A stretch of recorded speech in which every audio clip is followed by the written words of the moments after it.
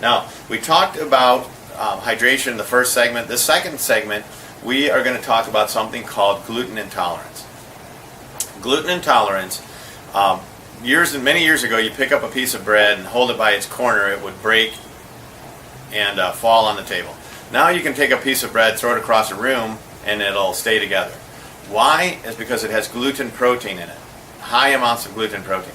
Now, approximately, I've been told 80% of Asians are gluten intolerant. Now, there is some controversy on this. I personally know that when I gave up eating gluten, over a 30-day period, I lost 18 pounds suddenly, and I felt a whole lot better. Now, the idea on gluten protein is there's little fibers called villi in our intestines, our large and small intestines, which absorb minerals. What happens is gluten intolerance causes those to become inflamed and hurts the ability or reduces the ability to absorb minerals. Now, they still can absorb starches, sugars, water, carbohydrates. So basically, a person tends to get fatter. That's one of the consequences. Now, what does it mean in real terms? Okay, why do I want to think about gluten intolerance? Well, isn't it amazing that Guam is the fattest place in the United States? It's not Mississippi, it's Guam. We have the highest number of fat people and obese people anywhere in the United States. Now, people say, oh, they're islanders and that's why they're paddling their canoes, so they have... No, it has nothing to do with being islanders and paddling canoes. It has to do with gluten intolerance, and it has to do with diet, honestly.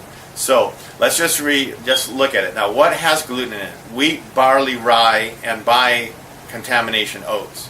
Now, I say you can eat oats, but the purists will say no, because it's the same factories that make wheat, barley, and rye do the oats, and so they're contaminated. So if you're highly allergic, then avoid the oats too.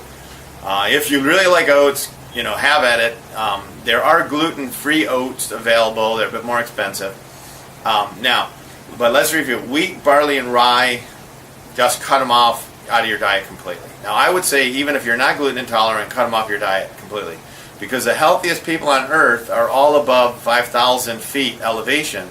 And the only thing about the 5,000 foot elevation that's interesting is you can't grow wheat, barley, rye, and oats. So they don't have it in their diet. So now, when people, going back to the people of Guam, back in 1945, when the military did surveys of the people of Guam, less than 1% were diabetic. Essentially, no one had cancer. All right, so now look at us now. I would be willing to say that 30% of our population is diabetic or pre-diabetic.